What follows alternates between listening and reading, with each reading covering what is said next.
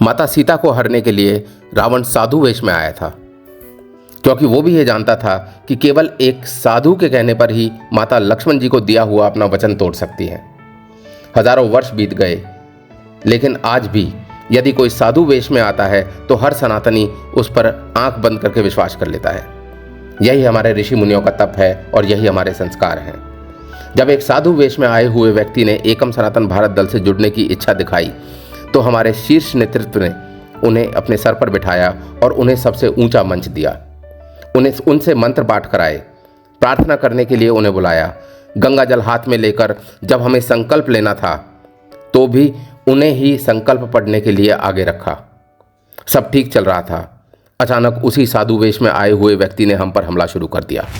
हमें लगा शायद हमसे कुछ भूल हुई होगी। सन्यासी ऐसे ही हमलावर नहीं होते।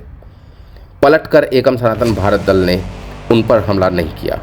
तो अगर वो कुछ कह रहे हैं तो मैं उनकी बात को बिल्कुल नहीं काटूंगा। वो जो कह रहे हैं, अगर वो हमसे नाराज हैं तो हम उन्हें मनाएंगे। लगातार कोशिश करने पर भी बाबा अमृतानंद ने एकम सनातन भारत दल के किसी पदाधिकारी का फोन नहीं उठाया और एकम पर उनके हमले लगातार बढ़ते गए। अब वो हम पर झूठे आरोप लगाने लगे थे, मनगढ़ंत बातें करने लगे थे। सरासर झूठ बोलकर उन्होंने हमारे सनातन मूल्यों पर हमला किया। आखिर एकम के राष्ट्रीय महासचिव ने 15 सितंबर को अपने YouTube लाइव में दुखी मन से जनता के सामने अपना पक्ष रखा। ये देखिए, मैंने मैसेज इनको किया है, इनके पास कोई जवाब नहीं है। संत होकर गेरुआ बाजार में झूठ बोला जा रहा है एक पार्टी को बदनाम करने के लिए। एक सीमा क्रॉस हो चुकी है और मैं बहुत बर्दाश्त कर रहा था कि जाने दीजिए। मैं आपको दिखाऊंगा, मैं 8 जुलाई से लगातार इनसे संवाद कर रहा हूं, जो नहीं कर रहे हैं। स्वामी जी, एकम के किन पदाधिकारियों के साथ बैठक हुई आपकी और किसने यह बात कही कि कांग्रेस सपा आप जीते तो जीते लेकिन भाजपा को हराओ? या तो साक्ष्य दे दीजिए, अथवा यही मानूंगा कि भगवा वस्त्र में भाजपा के लिए आप झूठ तक बोलने पर उतारू हो गए। पार्टी को लगा शायद अब बाबा शांत हो जाएंगे, हमसे बात करेंगे, हमें बताएंगे कि कहां पर क्या कमी है। परंतु बाबा ने अब एक कदम आगे बढ़कर अभद्र भाषा का प्रयोग कर पूरी पार्टी को फर्जी बोल डाला। गाली गलौज करने लगे। बाबा सरासर झूठ बोल रहे थे, तथ्यहीन बात कर रहे थे। ये एकम पर भीतर से ही एक तथाकथित सन्यासी ने हमला किया था। ये संत की भाषा नहीं थी। हमें समझ आने लगा था कि साधु वेश में हम पर हमला किया जा रहा है। हालांकि जो लोग हमें जानते हैं वो उन्हीं के चैनल पर जाकर उनका पर्दाफाश भी कर रहे थे, परंतु मुद्दे की तह तक जाना बहुत ज़रूरी था। बाबा अमृतानंद की असलियत जानने के लिए जब संदीप देव ने उनके बैकग्राउंड को खंगालना शुरू किया तो उनके होश उड़ गए। जिसे हम एक छोटी सी नाराज़गी समझ रहे थे, उसके पीछे एक बहुत बड़ी साजिश निकली। इतनी बड़ी साजिश जिसकी कल्पना करना भी बहुत मुश्किल था। इतनी बड़ी साजिश कि जिसके लिए हमें मल्टीपल वीडियोस बनाने पड़ेंगे। मामले की तह तक पहुंचने के लिए संदीप देव एक कैमरामैन के साथ निकल चुके थे। हर उस जगह जाना था जहां से बाबा का कनेक्शन था, इसलिए यात्रा में सबसे पहले पहुंचे गोवर्धन। ये वही पर्वत है जिसे द्वापर युग में श्री कृष्ण भगवान ने उठाया था। सदियों से सनातनी लोग यहाँ गोवर्धन पर्वत की परिक्रमा लगाते हैं। अब ये परिक्रमा मार्ग में हम चल रहे हैं। हाँ, अभी आपका हरियाणा में जाके निकलेंगे। बाबा का दावा था कि उसने यहाँ पेड़ लगाए हैं, गौशाला में सेवा दी है, आश्रम में काम किया है। अब समय था सच को उजागर करने का। यदि माता सीता का हरण नहीं होता तो रावण का वध भी नहीं हो पाता। तो शायद ये प्रभु की लीला ही है जो वो हमारे हाथों से एक पापी के पापों को उजागर करवाना चाहते हैं।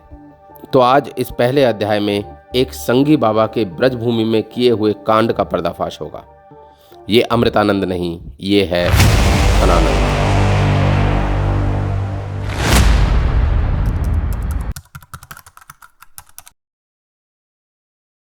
यह कहानी सत्य घटनाओं पर केवल आधारित नहीं है। यह कहानी पूरी तरह से सत्य है और इसका कोई भी पात्र काल्पनिक नहीं है।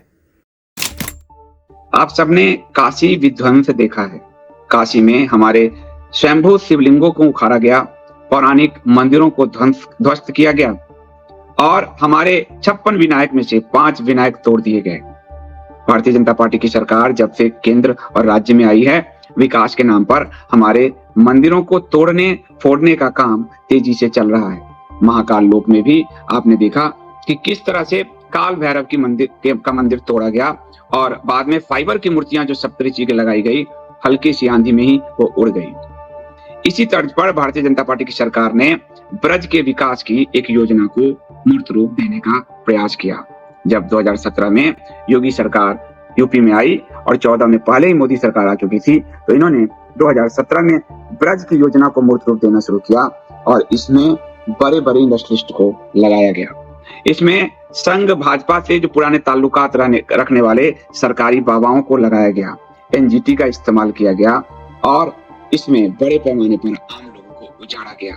ये अलग बात है कि आम लोगों के विरोध के कारण वो परियोजना थोड़ी ठप हुई, लेकिन कागजों में वो आज भी चल रही है।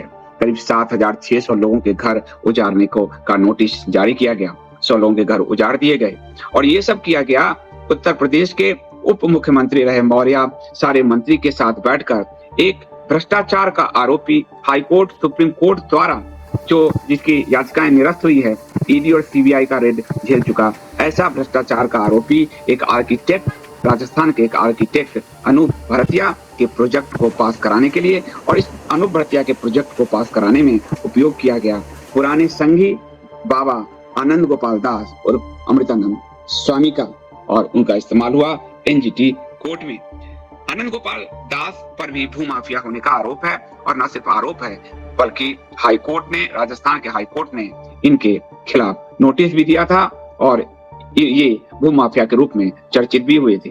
तो ये जो सरकारी तंत्र, भ्रष्ट उद्यमी और सरकारी बाबा का नेक्सस है, वह ब्रज की भूमि को तबाह करने पर तुला हुआ है। ब्रिज के सीधे साधे गरीब लोगों को लूटकर आज बाबा बड़ी बड़ी गाड़ियों में पुलिस प्रोटेक्शन के साथ बेशर्मी से घूम रहा है, पर एक समय वो भी था जब इस बाबा के पास एक टूटी मोटरसाइकिल भी नहीं थी। एनजीटी के अंदर हम लोग गए तो मैंने देखा वहां पे, मैंने कहा ये व्यक्ति को तो जाना पहचाना लग रहा है, तो मैंने ध्यान से देखा तो ये निकले आनंद गोपाल दास। आनंद गोपाल दास, तो फिर मेरे को याद आया, मैंने कहा सन 2000 2001 2 की बात है, शायद 2000 की बात होगी। तो ये बरसाना में एक रमेश बाबा के आश्रम में वहां पे ये रहते थे और जब देखा कि हम लोग वहां पे आके सेवा भी कर रहे हैं और बाबा के पास आते हैं बैठते हैं, तो अचानक हम पे पीछे पड़ गए कि देखिए मेरे को सरकारी ऑफिस में जाना पड़ता है, बाबा का काम है, ये है, इधर उधर करना पड़ता है, भागा दौड़ी करनी पड़ती है, तो बहुत हाथ जोड़ के बहुत खुशामद करके एक मोटरसाइकिल मेरे को दिला दीजिए। फिर हमने देखा तो फिर जैसे हमको पता लगा, हमने इसको मोटरसाइकिल दिलाई है, तो और लोगों ने बताने लगा अरे आपने क्यों इसको मोटरसाइकिल दिला दी, ये तो दलाली करता है। तो हमने तो वस्त्र को सम्मान करते हुए कि व्यक्ति का तो हमें पता नहीं है कि उस रूप के अंदर क्या व्यक्ति है ये, तो ये शुरू से धांधलेबाज है और हमेशा मतलब जिसको कहते हैं ना, दान के अंदर भी इसने डंडी मारने का काम किया है। मान लो कहीं पे इसको कोई दान मिला हो, किसी आश्रम के नाम पे दान ले लिया हो 1 लाख रुपए का, तो जमा कराएगा 10,000, बाकी कहाँ जाते हैं किधर जाते हैं भगवान जाने। जो व्यक्ति आज से 20 साल पहले एक छोटी सी मोटरसाइकिल, उस समय शायद मुझे जहां तक ध्यान है 5,000 रुपए की मोटरसाइकिल इनको लेके दी थी सेकंड हैंड, तो वो मोटरसाइकिल लेने के लिए इसके पास 5,000 नहीं थे, तो आज महंगी महंगी लाखों की गाड़ियों में कैसे घूम रहा है। ये भूमाफियागिरी नहीं करी है, जैसे भी तो प्रमाण और तथ्य तो बता रहे हैं मुकेश जी। तो आदमी के पास कहां से ही पैसा आ गया इसके पास, तो ये फ्रॉड ही तो किया इसने। मैं तो यही मांग करता हूं, इसकी जांच होनी चाहिए। अभी आपने जिन्हें सुना वो थे रजनीश कपूर, ब्रज फाउंडेशन के सचिव। ब्रज फाउंडेशन एक ऐसी संस्था है जो सालों से निस्वार्थ भाव से ब्रज मंडल की सेवा में लगी हुई है। लेकिन बाबा आनंद गोपाल उर्फ अमृतानंद कितना बड़ा फ्रॉड है, इस बात की पुष्टि की खुद उन्हीं के शिष्य मुकेश शर्मा ने। मुकेश जी ब्रज की भूमि को बचाने के लिए एक अकेले दुर्धर्ष लड़ाई छेड़े हुए हैं। ये और आश्चर्य की बात है कि वो कभी आनंद गोपाल दास के शिष्य रह चुके हैं और जिसके कारण आनंद गोपाल दास के सभी काले कारनामों से वो परिचित हैं। आनंद गोपाल दास बाबा के साथ में जाता था तो बीजेपी के लोग और संघों के कई ऐसे ऊंचे पद पर है जिनके पास ही जाता था और जाकर के उनसे मिलता था। उनके जरिए इन्होंने योगी जी को गुमराह किया, उनका नाम ले लिया। यहाँ तक बताऊं आपको, जो महिला गरीब है इनके यहाँ काम किए हैं, वो लोग दबके इसलिए बैठी हैं कि ये गाड़ियों में घूमता है, कहीं जाता है, कुछ भी करता है, व्यवस्था इसको मिल जाती है, इसलिए इसके आश्रम में होने वाले कर्म और कुकर्मों के बारे में भी लोग नहीं बता पा रहे हैं, डर के मारे। हमने तो सोच लिया है मरे या जिंदे रहे, लेकिन गोवर्धन पर्वत बचना चाहिए। ऐसे बाबा का नाम लेने में दुख होता है। यहाँ से भागा जमीन बेच करके हरिद्वार पहुंचा। जब हमने हरिद्वार में कहा कि बाबा फर्जी है, तो आज दोबारा से गोवर्धन में बंसीवट में छुप के आगे बैठ गया है। तो इसकी तो जांच होनी चाहिए, जांच क्यों नहीं हो रही है, हम तो ये नहीं समझ पा रहे हैं। हम चिल्ला चिल्ला के कह रहे हैं कि इसका बैनामा, इसकी रजिस्ट्री 1500 रुपए लेता है, फलानी है, सारे रिकॉर्ड होने के बाद। ये कागज जो आपने दिखाया, ये कागज से आप मतलब क्या कहना चाह रहे हैं? ये कागज जमीन की खरीद बिक्री का कागज है, कोर्ट का क्या या इसमें आदेश है सर। इसने जो पैसा उगाया, जो पैसा लिया उद्योगपतियों से, देवी मंदिर के नाम लिया, तो किसी ट्रस्ट या जमीन के नाम इसको जमीन खरीदनी चाहिए थी, तो इसने खुद के नाम जमीन खरीदी। बाबा आनंद गोपाल दास, जिसमें इसने लिखा कि मैं चेला भक्ति वेदांत नाथ महाराज का हूँ। और जब भक्ति वेदांत महाराज के यहाँ से कुछ नहीं मिला तो इसने अनुवर्तरिया को लेकर के गुरु शरणानंद का चेला बन करके आकर के बड़े संत का सहारा लेकर के और अमृतानंद बन गया, धारी रखा ली। जैसे जैसे ये कहता गया हमने कि भाई बाबा ये जमीनें आप बेच रही हो, गाय बेच रही हो, आपको शर्म आनी चाहिए। इसने गाय की कीमत लगाई। तो ये इनकी सही स्थितियां यदि वहां एक FIR हो जाए तो जो गरीब आदमी है ना, जो गरीब महिला है वो भी खुल करके सामने आ जाएंगी कि हमारे साथ क्या क्या हुआ है। कोई बोल नहीं पा रहा है डर के मारे। ये बाबा इतना बड़ा माफिया है। मुझे लगता है मैंने पहले भी एक बार कहा था आपसे, ये बहुत बड़े गुंडे तत्व के लोगों से मिला हुआ है और इससे बाहरी पैसा भी आता है, क्योंकि इतना पैसा उद्योगपति आके नहीं दे पाएंगे। मुझे लगता है कि इसकी फंडिंग बाहर से भी होती, क्योंकि इतना पैसा ठाकुर जी के नाम पे कौन देगा फर्जी बाबा को। जब चाहे जमीन खरीद ले, जब चाहे गाड़ी खरीद ले, जब चाहे कोई व्यक्ति इसके खिलाफ जाए पैसा देके खरीद ले, ये कंडीशन है इसकी। भ्रष्ट उद्योगपतियों के जरिए घोटाला करके सस्ते दामों में जमीन खरीदना, उनको अपने नाम करवाना और फिर महंगे दामों में बेचना, क्या यही था बाबा का काम? मुरार गौशाला, देवी मंदिर गौशाला, जड़खोर गौशाला, ये सारी जमीनें उद्योगपतियों के जरिए खरीदी, ऊंचे दामों पे बेची, बाबा ने अपने नाम बेनामा करा। ये सारे साक्ष्य जब चाहे आप ले सकते हैं। ये उपखंड अधिकारी मजिस्ट्रेट डीक का आदेश है कि इसने इतना इतना किया है और इनको हटा भी रही है। और ये कलेक्टर साहब का ये सारे आदेश हैं सर, मैं नहीं कह रहा, ये आदेश कह रहे हैं। ये देखिए कार्यालय मुख्य वन संरक्षक भरतपुर का, ये मैंने ITI में सारे पेपर लिए हैं, ये चिट्ठी आई है, इनसे इनका पता चला मैंने कि भाई बाबा है या आप बवाल हैं। मुकेश जी ने हमें बताया कि गोवर्धन की पवित्र जमीन पर आखिर बाबा की काली नजर कैसे पड़ी।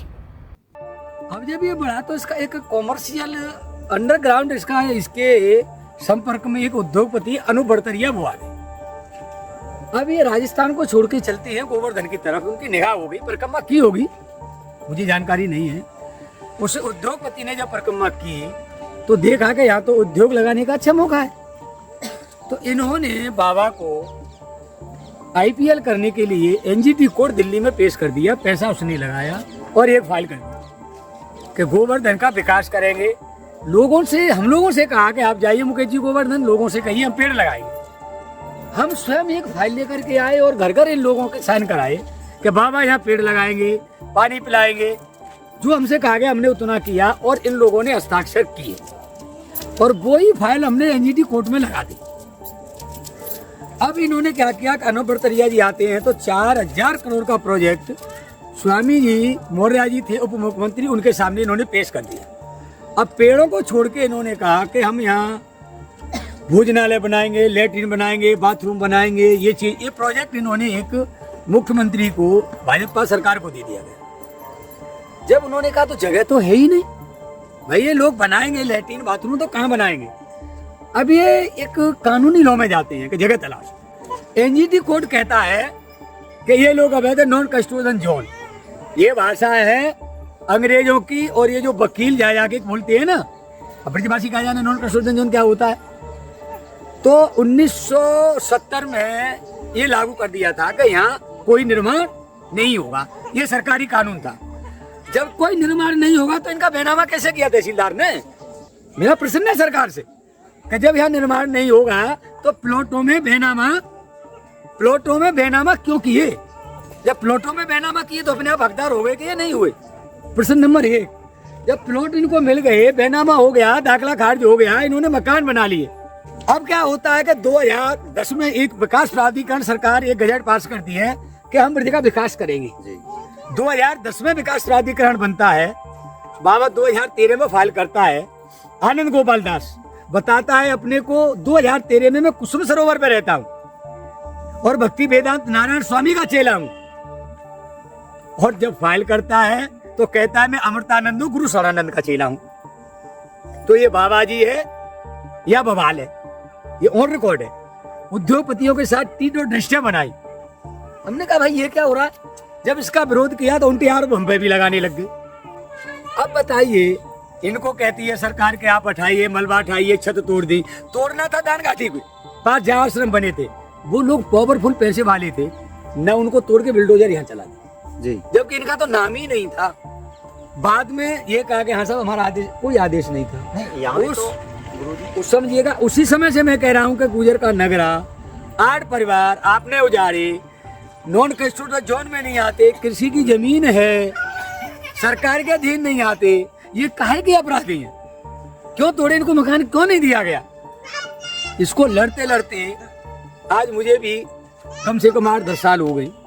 तो अभी तक सरकार की तरफ से कोई आश्वासन या किसी तरीके का कोई उम्मीद बतलाया गया हो? वो तो कुंभकर्ण की नींद सो रहे हैं, न गालिन से जग रहे, न कोर्ट से जग रहे, न धरना से जग रहे, न प्रदर्शन से जग रहे। कहते विकास प्राधिकरण 2010 में आया है गोवर्धन में। विकास प्राधिकरण कहता है कि नक्शा लाओ। अरे उसके बाप को पूछेंगे तेरा जन्म 2010 में हुआ है और तू मुझसे तेरे पिताजी से नक्शा बनवाता है, तू अपनी माँ के पेट में होगा 1985 में। किससे नक्शा पास कराते ये लोग? तो सारा ये आनंद गोपाल दास की वजह से ये सारा मतलब जो भी इन लोगों का मकान टूटा है वो उनकी वजह से। आनंद गोपाल दास महाराज जी, आनंद गोपाल दास प्लस अमृतदास बाबा प्लस उद्योगपति ब्रजवासियों को यहाँ से भगा के अपना कब्जा करना चाहती, ये है स्पष्ट। और हमने ये प्रण किया है कि घर भी छोड़ दिया, संत भी हो गए, जब तक गुजर के नगरा का मकान नहीं बसाएंगे हम अपने मरते दम तक लड़ते ही रहेंगे। अपनी ग्राउंड रिपोर्ट में हमने देखा कि जो लोग पहले शांति से अपना जीवन यापन कर रहे थे, आज घर टूटने के बाद वो कितनी दयनीय स्थिति में है। देखिए कैसे लोग रहने को विवश है यहाँ पे। क्या हम लोगों को जीना ही हराम कर दिया है। इतना मतलब परेशान है, ना तो बरसात में कोई साधन, ना सर्दियों में कोई साधन, अत्यंत दुखी। और बच्चों को लोग कहते हैं कि बच्चों को पढ़ाओ लिखाओ, हम लोगों की तो और आफत आ गई पढ़ाने लिखाने, क्या इनके पेट के लाले पड़ रहे हैं, कहाँ जाएं। आपका नाम क्या हुआ? मेरा नाम भरत राम है जी। तो ये तोड़ने के बाद सरकार की तरफ से कोई आपको सहायता दिया गया है? केवल तोड़ने के बाद में हमारे आंसू पहुँचने भी कोई नहीं आया है।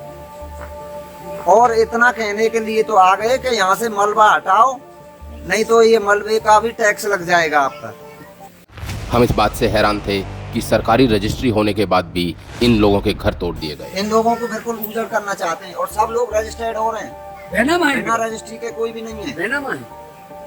किसी की भूमि और एक दिन में ये मकान नहीं बने, सालों साल से मकान बनते हैं। तो ये जो घर है इसके क्या छत डला हुआ था? जी पक्की थी ये पक्की? ये पूरा बना हुआ था सर। अच्छा। 2 कमरे उधर थे, यहाँ टीन सेट था, यहाँ ट्रैक्टर के लिए खड़ा करने को एक कमरा था, ये आश्रम भी 2 मंजिल था। बनी भी आ गई है, यहाँ रहने के लिए मुश्किल हो रहा है हम लोगों को। बनी में मतलब ये हर तरह के लोग छिप जाए यहाँ, अपने ना कहीं खाने कमाने के लिए रहिए, और यहाँ की व्यवस्था हमारी भंग हो गई। लेकिन जो लोग कहते हैं कि गरीबों को मकान मिल रहे हैं, हम तो गरीब तो और यहाँ से भगा दिए।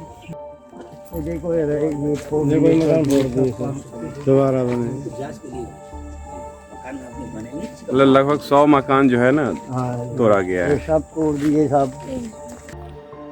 जहां सरकार की बुलडोजर एक तरफ गरीब लोगों के घरों को तोड़ रही थी, वहीं उन्हीं के बगल में कुछ घर ऐसे भी थे जिनको बुलडोजर ने छुआ तक नहीं।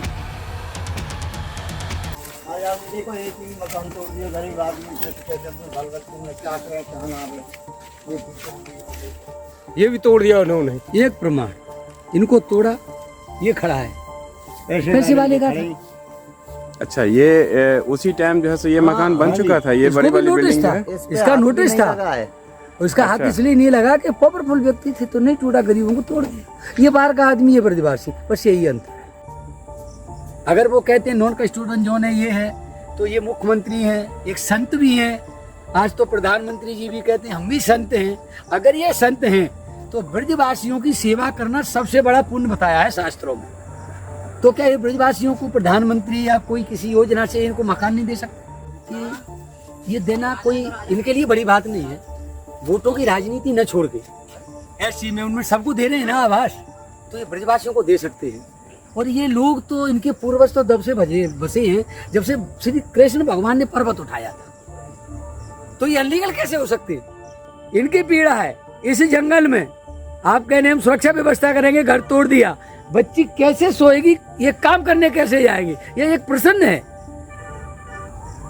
आपकी पीड़ा हम समझ रहे हैं और हमारा प्रयास यही है आपके इस पीड़ा को सरकार सुने और जल्द से जल्द आप लोगों के लिए कोई राहत का कार्य करे, हमारी यही उम्मीद है।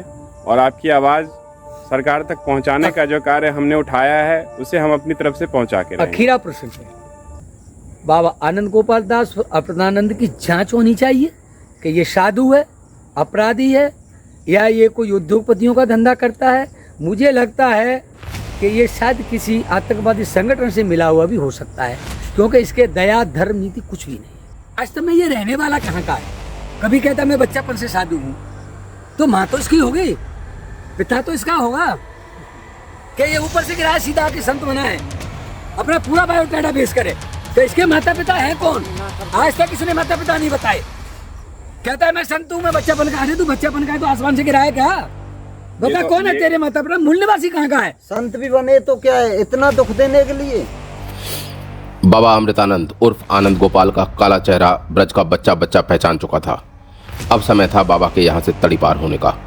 इससे पहले भी राजस्थान में अपनी पोल खुलने के बाद वहाँ से भागकर बाबा ब्रज में आया था। ऐसे ही ब्रज को छोड़कर बाबा हरिद्वार आ गया। अब कुछ हफ्तों से बाबा हरिद्वार से भी गायब है। वो कहता है कि वो ब्रज में है, पर आखिर कहाँ है बाबा? अभी हरिद्वार से भागा है, गोवर्धन में आके बैठ गया है। बताइए क्या करें? रमन रेती आश्रम में अपने गुरुजी के पास बैठा हूँ। नहीं नहीं नहीं, रमन रेती आश्रम में नहीं है। ये कहाँ पर है ये बता दूं मैं, इसका एक और तथ्य बता दूं आपको। रमन रेती आश्रम में नहीं है। गुरुजी को तो ये बदनाम करता है। ये रमन रेती आश्रम में नहीं है, ये है बंसीवट में। वहाँ एक बाबा थे जुगल किशोर जी, उनको इन्होंने भूमिगत कर दिया है। बाबा का 10-12 साल से पता नहीं है, जिन्होंने पेड़ लगाए थे गोवर्धन में, और उन्हीं का श्रेय लेने के लिए बाबा जी ने फर्जी कागज बनाए और कागज पेड़ मैंने लगाए। इसने तो आज तक पेड़ की शकल भी नहीं देखी। जुगल किशोर दास महाराज जी ने पेड़ लगाए, आज उनको भूमिगत कर दिया है। ये हमें जुगल किशोर जी के दर्शन करा दें, मुझे एक बार करा दें। और मुझे लगता है ये जुगल किशोर जी को इसने गायब कर दिया है, ये आरोप लगा रहे हैं। गायब क्या? देखिए मुझे लग रहा है गायब तो मैं इसलिए कह रहा हूँ कि वो संत हैं, लेकिन ये 10 साल से 2013 के बाद से नहीं पता, और आश्रम पे कब्जा कर लिया है सर उद्योगपतियों ने, बाबा जी के सारे। जुगल किशोर जी को ये सामने ले आए अगर वो जिंदा हैं, और यदि उनकी मृत्यु हो गई तो ये जिम्मेदार है, FIR होनी चाहिए। मैं दावे के साथ कह रहा हूँ। जुगल किशोर जी, और आप गोवर्धन की परिक्रमा करिए, जुगल किशोर जी ने पेड़ लगाए, बंसीवट बताया, ये तो बीच में आ गए हैं पैसा ले लेके लोग। बाबा पर आरोप बहुत संगीन थे, इसीलिए हमारी ग्राउंड रिपोर्ट की टीम ने वहां एक दिन और रुकने का फैसला किया। यहाँ से आप बता दीजिए, देखो यहाँ से तोड़ी है, जो कि कृषि भूमि में है, न वन विभाग में है, और न विकास प्राधिकरण में। क्यों तोड़ेंगे? विकास प्राधिकरण ये कहता है कि हमसे नक्शा पास नहीं कराया, जबकि विकास प्राधिकरण जिला मथुरा में वर्ष 2010 में लागू। और ये मकान तो बने बहुत पुराने, ये मंदिर सब बहुत पुराने हैं। तो विकास प्राधिकरण ही 2010 में आया है, और 2013-14 में ये कह रहा है कि आपने नक्शा पास नहीं कराया, और ये मकान बने कम से कम 20 और 50 साल पहले हैं। तो आप बताओ कि विकास प्राधिकरण का जन्म ही नहीं है, तो कहाँ से नक्शा लाते लोग? तो ये किस आधार पे तोड़ा गया? यही कि आपने नक्शा पास नहीं कराया इसे, हमारे पास आना चाहिए था। हमने कहा भाई तुम्हारा जन्म 2010 में हुआ है, और ये कृषि भूमि है हम लोगों को। उनका अमृतानंद जी की क्या वो उन्होंने फाइल की, इन्होंने मकान बना लिए। अमृतानंद जी ने केस फाइल किया? आनंद गोपाल ने किया है, आनंद गोपाल के नाम से। अमृतानंद तो ये बाद में बना, जब प्रेशर पड़ा तो बड़ा गुरु बना लिया प्रशासन से बचने के लिए। उस समय तो वो आनंद गोपाल दास था। तो उन्होंने कहाँ ये केस फाइल किया? ये NGT में किया था, दिल्ली नेशनल क्रिमिनल कोर्ट में। तो आम लोगों से उनकी क्या दुश्मनी? आम लोगों से क्या है, वो तो जो उद्योगपति है, नो बढ़तरी है, उसके लिए होटल बनवाना चाहता था। इस जगह पे? इस जगह पे पूरे गोवर्धन में परिक्रमा में जगह जगह होटल बनवाना चाह रहा था, इसलिए उसने फाइल। इसलिए भाई ये गरीब आदमी। अब ये इनसे मंदिर वालों से कोई कहे कि तुम सब पुराना बोला हो, तो जब मंदिर बनाए जब ही तो विकास प्राधिकरण 2010 में आए, तो ये नक्शा कहाँ से लाएंगे? जब उनका जन्म नहीं हुआ है तो कहाँ से लाएंगे? तो अभी अनुप्रति प्रोजेक्ट का क्या हाल? प्रोजेक्ट अभी चल रहा है, कागजों में चल रहा है, कागजों में है, बिल्कुल जिंदा है, बंद नहीं किया है। ये सरकार ने अपने वोटों की राजनीति में तब तक रुका हुआ है कि क्योंकि संदेश गलत जाएगा, कोई इनको वोट नहीं देगा, इसलिए ये वोट ले लेंगे, फिर ये बनारस की तरह यहाँ भी तोड़ेंगे, ये दावे के साथ है। बनास की तरफ विनाश बिल्कुल बिल्कुल, वहाँ कितने मंदिर करता है। तोड़े। ये क्या यूपी की सरकार में आता है ये राय उत्तर प्रदेश सरकार है, उत्तर प्रदेश योगी जी का राज है। तो अनूप भरतिया के साथ और आनंद दास के साथ एक योगी जी के जो उप मुख्यमंत्री हैं मौर्य, उनकी फोटोग्राफ भी है, जहाँ ये प्रोजेक्ट पास कराने गए थे। बिल्कुल प्रोजेक्ट पास कराने गए थे। कागज में अभी है लेकिन रुका हुआ है। कागज में जिंदा आप लगा लीजिएगा। जब मैं ITI मांगता हूँ, आरटीआई से। हाँ RTI से, तो उसमें ये पकड़ में है जो मेरे पास रखी है। मैंने कहा भाई ये क्या है? बोले हमने गजट पास किया है, हम इसका विकास करेंगे। अब विकास में उनके गजट में प्रश्न नंबर 2 पे ता नंबर लिखा है, का था होते ना, ता नंबर में लिखा है कि ब्रिज के विकास के लिए ब्रिज के ही लोग, ब्रिज के ही जानकार और ब्रिज के ही पर्यावरणवादी लोग और ब्रिज के ही नेता होंगे। ये लिखा है उनके गजट में स्पष्ट। अब ठीक इनके विरोध किया है। न ब्रिज का कोई संत है उसमें, आनंद कमेटी तो आनंद गोपाल ब्रिज का रही है, लेकिन ब्रिज का बनने के लिए कुसुम सरोवर का पता दिया। लीगल वो मान वहाँ का रहने वाला है, सेव का भाई जो परिणाम है ना, जो कौन सा राजस्थान राजस्थान में ठीक भरतपुर पड़ता है, समझिए। उसको नकली संत बनाया। हाँ नकली संत बनाया, यहाँ का बनाया। उसके बाद हम चलते हैं तो न कोई वकील है, न यहाँ का कोई बुद्धिजीवी है। वो बनाया तो किसको बना दिया? उसको रागे लाए कैसे, क्या नाम है उनका, कोई चेयरमैन बनाया तो बाहर का, ये जो IAS IPS है जो रिटायर हो गए उनको बना दिया, हमारे सर पर छोड़ दिया। इन्हें ABCD ब्रिज का नहीं पता है। कितने घर ऐसे तोड़े गए थे? 8 घर तो यहाँ तोड़े। 7,600 लोगों को नोटिस थी। 7,600 लोग 600 नोटिस से घर तोड़ के हटाओ। बिल्कुल।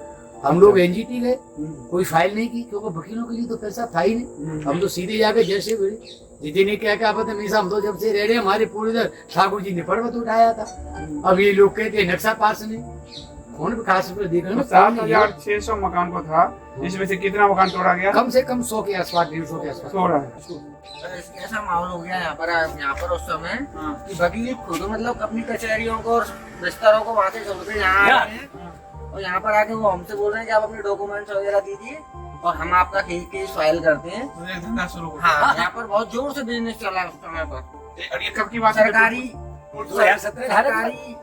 लोग वागों का बहुत जोर से बिजनेस चला यहाँ पर उस समय, और काफी सरकारी लोग थे इसमें जो जिनके हाथ नीले थे, वो सब अपनी नौकरियां बचा बचा कर भाग गए, यहाँ से ट्रांसफर करा कर। ब्रज के लोग गोवर्धन पर्वत को साक्षात भगवान मानते हैं, इसलिए सदियों से वहाँ पर कोई छोटे बच्चे को भी टॉयलेट नहीं कराता।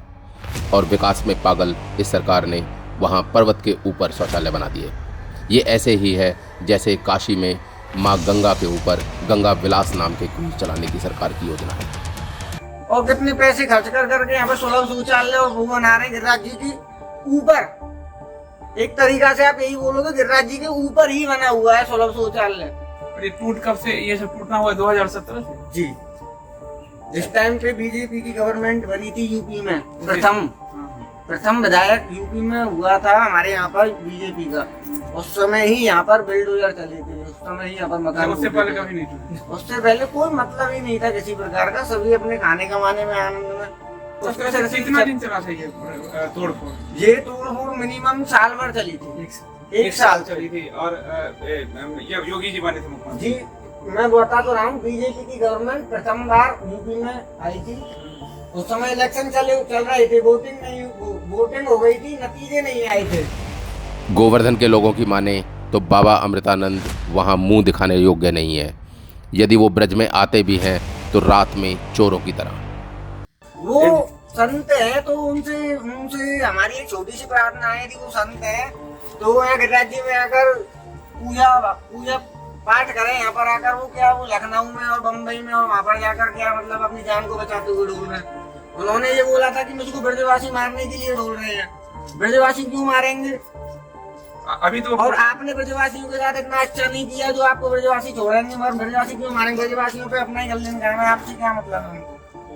नहीं, अभी वो पुराने फोटोग्राफ डाल रहे हैं कि हम जो परिक्रमा कर रहे हैं। अभी मैं ब्रिज में आया हूँ, तो अभी आप लोगों ने देखा उनको ब्रिज में आए हुए? जी, वो एक बार कभी आए होंगे तो रात में निकल जाते हैं, क्योंकि दिन में तो यहाँ आ ही नहीं सकते हैं परिक्रमा देने में। 1001% कह सकता हूँ, वो दिन में यहाँ परिक्रमा देने नहीं आ सकते हैं, और यदि वो आ सकते हैं तो उनको दिन में यहाँ परिक्रमा के लिए भेजिए। यदि वो संत है तो उनको दिन में परिक्रमा के लिए भेजिए। हाँ ये देखो चौरे में बैठे हैं बेचारे, देखो इनके लिए पशुओं के लिए भी सब ये देखो ये देखो दूध निकाल रहे हैं। ये देखो ये ठाकुर जी इनके पद ये मंदिर तक नहीं छोड़े लोग, ये सब भी तोड़े हैं। ये सब तोड़े।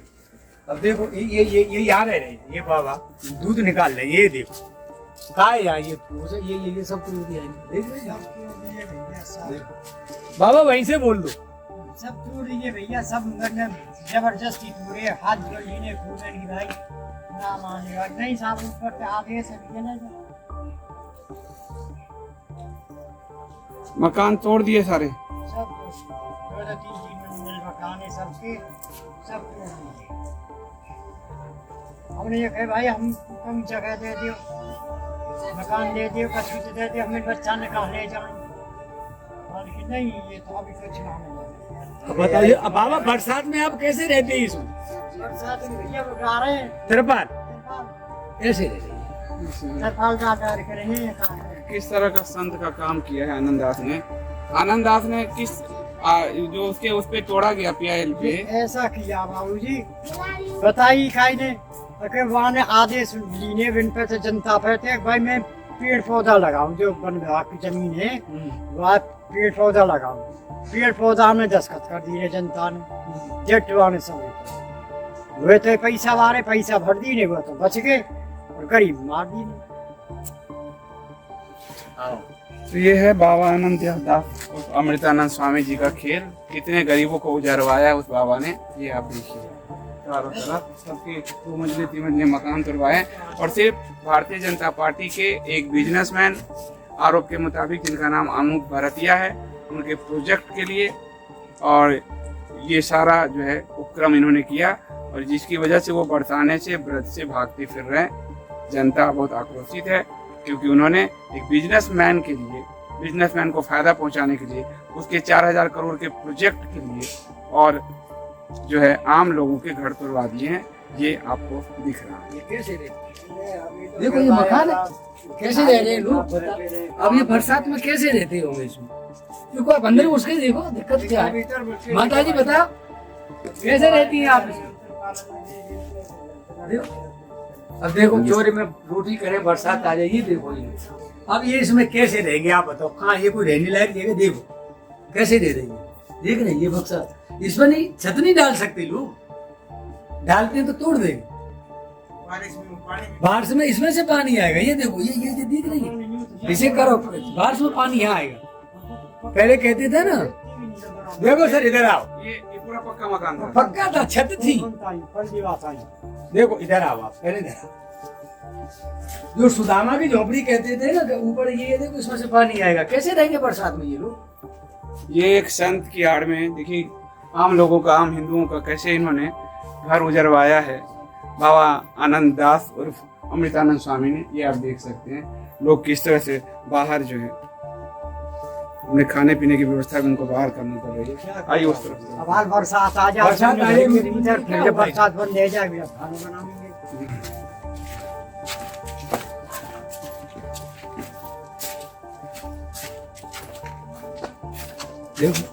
ये पूरा जो है घर आप देख रहे हैं यहाँ पे, ये सारा घर। हाँ बाबा ये क्या घर ही है जी, हमारे चाचा जी का ये। आप आइए आइए, जो वहीं बैठे थे, ये आपके चाचा जी का मकान था? हाँ ये चाचा जी का मकान है, ये हमारा मकान है, ये हमारे चाचा जी वहाँ रहते हैं। और इधर आओ, देखो इधर आओ, इधर से समझिए भाई रहता है। इधर आके तो देखो साहब ये ऐसे रह रहे, अब ऐसे रह रहे हैं, देखो ऐसे रह रहे, क्या करें अब, ऐसे मारे अंधेरे चिड़ जाते हैं। ये ऐसे रह रहे। कबू कहते आप हैं ये देखिए, संत के वेश में गेरुआ वस्त्र पहन के कैसे एक सरकार के लिए, एक पार्टी के लिए, एक मीडियोकर की भूमिका में, एक इंडस्ट्रिस्ट के लिए मीडियोकर की भूमिका में आम लोगों का कैसे घर उजाड़ा गया है। ये आप देखिए कि धर्म की आड़ लेकर कोई बाबा कितना नुकसान कर सकता है आम लोगों का, वो आप इसमें देख रहे हैं। और इंडस्ट्रिस्ट के पक्ष में उन्होंने ये पूरा माहौल बनाया, इसके कारण। और सरकार जो काशी अयोध्या महाकाल का आपने देखा है, जो कॉरिडोर विनाश हुआ है, वही वो ब्रजभूमि का ये जो पूरे 21 किलोमीटर की गिरिराज जी की परिक्रमा है, उसके विकास के नाम पर इंडस्ट्रिस्टों को लाना चाहती थी। और जिसमें जो केस लगवाया गया वो आनंद दास और अमृतानंद स्वामी से लगवाया गया और उसके बाद ये पूरा विनाश चला। 1 वर्ष तक करीब विनाश चला। 7000 घर टूटने थे, 100-125 घर के करीब टूटे। उसके बाद ये लोग गए कोर्ट में गए, उसके बाद वहां से स्टे लिया, जिसके कारण रुका हुआ है। यही है। बाबा ने कुख्यात आरोपी अनूप भरतरिया के साथ मिलकर इस पाप को अंजाम दिया। इस पाप को अंजाम देने के लिए बाबा ने सबसे पहले ब्रज फाउंडेशन को रोका। इसने हम पे केस किया और केस करने के बाद ऐसे किया कि आप जो काम कर रहे हो गलत कर रहे हो, बिना किसी तथ्य को जांचे परखे और एनजीटी को गुमराह करके। यहाँ गुमराह करने का एक मैं उदाहरण और देना चाहूंगा। जिस समय हमारी सुनवाई चल रही थी तो जो एनजीटी के जज थे उन लोगों ने हमारे वकील से सवाल किया कि कौन है ब्रज फाउंडेशन, क्या है ब्रज फाउंडेशन, क्या हैसियत है। तो वकील ने बताया एक तो रजिस्टर्ड चैरिटेबल ट्रस्ट है और उसके ये ट्रस्टी हैं। हम कैसे मान ले, जज ने मतलब उस तरह से बात करी, हम कैसे मान ले कि आप कौन हो, आपके इसका क्या प्रमाण है। तो हमने अगली तारीख पे सारे प्रमाण पेश कर दिए, हमारा रजिस्ट्रेशन सब कुछ दे दिया। यहाँ सवाल उठता है कि हमसे तो पूरी जांच की गई, तो ऐसा व्यक्ति जो एप्लीकेशन करता है, पिटीशन लगाता है, उसके अंदर संस्था का नाम अपना लिख के उसके आगे लिखता है कुसुम सरोवर गोवर्धन। ये ऑन रिकॉर्ड है जो बातें मैं आपको बता रहा हूं कि जो पता लिख रहा है कि फलानी संस्था कुसुम सरोवर गोवर्धन, क्या ये पता पर्याप्त है? आप बताइए, क्या ये पता पूरा है? कोई बिल्कुल मकान नंबर होगा, आगे पीछे ABC कुछ तो होगा, तो कुछ नहीं है। अब हमारी तो जांच हो गई, तो ऐसा व्यक्ति जो अपना पता पूरा नहीं बता रहा है और वो एनजीटी कोर्ट को गुमराह कर रहा है और उसी के साथ से इसने योगी सरकार को भी गुमराह किया है। एक धांधलेबाज को लेकर अपने साथ कोई बड़ा उद्योगपति को, और उसके फ्रंट में आके फिर जब मेरे को कोर्ट में मिला तो मैंने इससे पूछा भी, मैंने कहा ये बहुत अच्छा कर रहे हो, हम तो देखिए जी वहां के वनों की सुरक्षा चाहते हैं और जितने भी पर्वत और ये सब चीज हो जाए हम चाह रहे हैं वहां के पेड़ वेड़ बचे रहे। हमने कहा अच्छी बात कर रहे हैं, तो हमें नहीं पता था इसने वहां पे भी मिसगाइड कर रहा है कि क्या चीज करने का, इसका पीछे हिडन एजेंडा क्या है। तो हिडन एजेंडा तो इसका ये था कि हर हाल में मैं बताऊं कि मैं पेड़ों की सुरक्षा करना चाह रहा हूं, बल्कि खेल रहा था बिल्डर माफिया के हाथों में। वो बिल्डर माफिया, इसका कोई भी जना गूगल सर्च करे तो तमाम CBI ED की पेंडिंग चार्जशीट और दुनिया भर का केस है, बैंक फ्रॉड कर रखा है। तो वो आदमी की क्या नीयत है वो तो सामने आएगी। अब मुकेश जी जो बता रहे हैं उनके पास प्रमाण है तो सब बताइए। आपने यहाँ पे कहा, मैं लोगों को बता दूं कि ये जो इंडस्ट्रियलिस्ट है और आर्किटेक्ट है, ये राजस्थान का, इसका नाम है अनूप भरतरिया। और ये अनूप भरतरिया का अगर आप स्कैम फॉर अनूप भरतरिया अगर आप सर्च करेंगे तो आपको मिलेगा एसेट वर्थ 105 करोड़ सीज्ड इन सिंडिकेट बैंक स्कैम। राजस्थान में जो सिंडिकेट बैंक स्कैम हुआ था उसमें ये व्यक्ति शामिल है 105 करोड़ के। यूपी पावर कॉरिडोर का curious case of Anup Bhartiya, UP के पावर कॉरिडोर का जो है उसमें भी अनूप भरतिया, यानी इस पर भ्रष्टाचार के कई मामले हैं। ED act against benami property attach property Anup Bhartiya, यानी ईडी का रेड हो चुका 2016 में इस पर। यूपी पावर कॉरिडोर का घोटाला 2019 में, सिंडिकेट बैंक का जो है 2016, CBI book for 4 banker building fraud case Deccan Herald की ये खबर है 2017।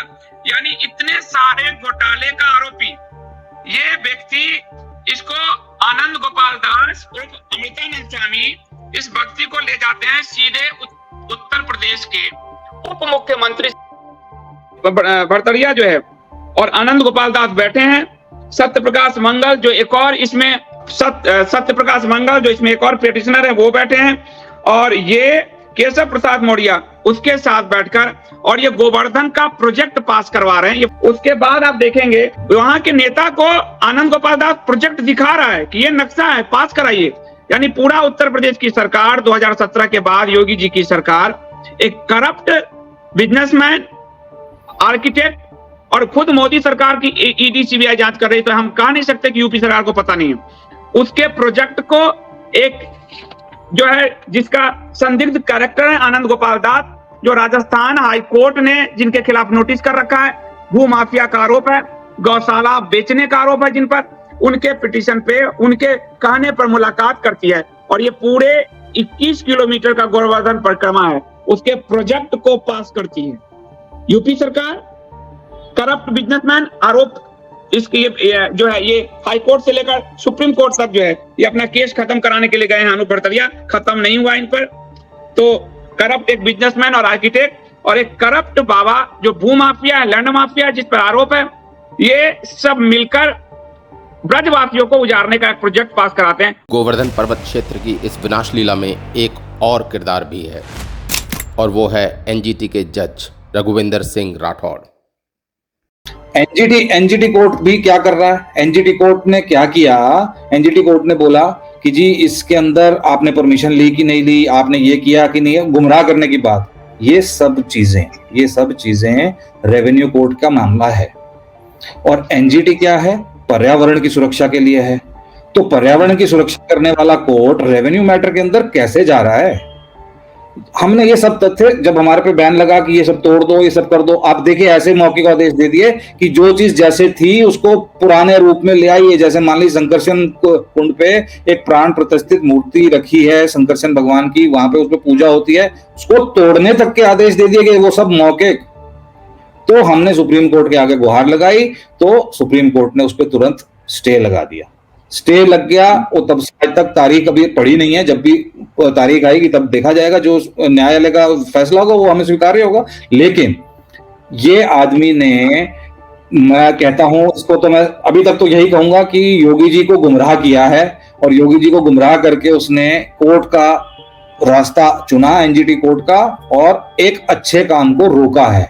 कि कुसुम सरोवर के नाम से फाइल की थी आनंद गोपाल दास बाबा ने, जिसमें अपना कोई राइट नहीं था, कोई परिचय पत्र नहीं। हम किसी कोर्ट या किसी घर कहीं जाएंगे तो हमारे पास सबूत तो होगा।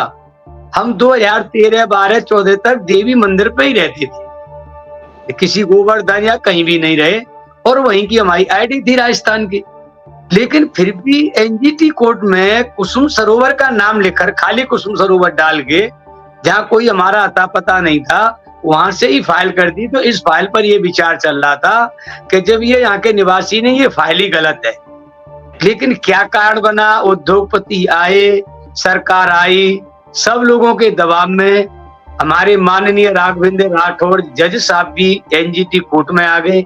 और ये इनकी, मैं कहना नहीं चाहिए न्यायपालिका के खिलाफ, लेकिन मैं एक जज के खिलाफ, राघवेंद्र राठौड़ के खिलाफ सिर्फ कहना हूं कि ये व्यक्ति राजस्थान हाईकोर्ट के जज रहे, आनंद बाबा से इनके संबंध थे, उन्होंने आके इस फाइल को स्वीकार किया और इनको तोड़ फोड़ का आदेश किया। ये थी इनकी कहानी। और इन्होंने जो किया था, इसमें एक पेपर छापा था हमने जमीन तक बेचने के बाद, इनको कहा था ये जो लिखा है ना बढ़कर से राघवेंद्र राठौड़, इन्होंने तो यहाँ तक एक आदेश में कह दिया था कि पूंछरी के लोठा में श्रीनाथ जी का मंदिर है, जबकि पूंछरी के लोठा में पंडित राघव जी की गुफा थी, कसरा नंबर 155 में, जिसके एविडेंस मैंने जाकर के एनजीटी कोर्ट में जज साहब से कहा, भाई जज साहब वहां तो है ही नहीं।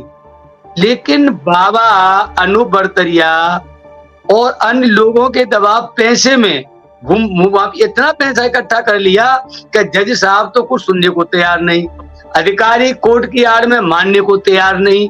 इतने सारी स्थितियां खराब कि गोवर्धन वासियों के मकान तक तोड़ दिए। अंत में मेरा आप सभी से एक प्रश्न है कि आखिर क्या होता है विकास? क्या है सनातन का विकास मॉडल? और क्या पिलग्रिमेज और टूरिज्म में कोई अंतर होना चाहिए या नहीं? एकम सनातन भारत दल के 7 संकल्पों में से 7वां संकल्प हमने विकास मॉडल के लिए रखा है। एक बहुत इंपॉर्टेंट बात है कि हमने 1 रुपया भी सरकार से नहीं लिया है जब से हमारी संस्था रजिस्टर हुई है। जो भी पैसा हम लोगों ने सेवा में लगाया है, ब्रज की सेवा में, वो CSR का फंड है। अब यहाँ पे अगर इनकी योजना की बात करें तो ये सारा पैसा सरकारी पैसा लेने का इनकी मंशा थी। उस सरकारी पैसे बाबा की, कि बाबा मत बोलिए उसको, आनंद गोपाल और उसके दास की, आनंद गोपाल दास, मैं तो धनानंद बोलता हूँ क्योंकि वो धन के लिए काम करते हैं केवल। तो खैर, तो इनकी और साथ में अनूप बड़तरिया की एक योजना थी और हजारों करोड़ का प्रोजेक्ट था। अब उसमें क्या बंदरबाट होती नहीं होती, तो वो तो उससे पहले ही समाप्त हो गया। तो देखिए, जो हम गोवर्धन की परिक्रमा करते हैं, तीर्थयात्री करते हैं, तो हम तो गोवर्धन की आस्था है ना हमारे अंदर। वहां पे अगर मॉल बन जाएंगे, बड़ी बड़ी सड़कें बन जाएंगी, तो आस्था कहाँ चली जाएगी? जो चीज पुराने रूप में होती है, पौराणिक रूप में होती है, उसकी थोड़ी साफ सफाई कर दीजिए। परिक्रमा लगाने वाले को परिक्रमा करने में सुविधा हो, जो दंडवती परिक्रमा करते हैं उनके लिए मिट्टी विट्टी ठीक सा हो। अगर पक्की सड़क बन जाएगी परिक्रमा के चारों तरफ, तो चलना कितना मुश्किल हो जाएगा। लोग तो नंगे पांव वहां पे परिक्रमा करते हैं। तो आप वहां पे मोटर लाना लग जाओगे, मॉल बना दोगे, सब अम्यूजमेंट पार्क बनाओगे, सब कुछ करोगे, तो ये तो नहीं है संस्कृति हमारी।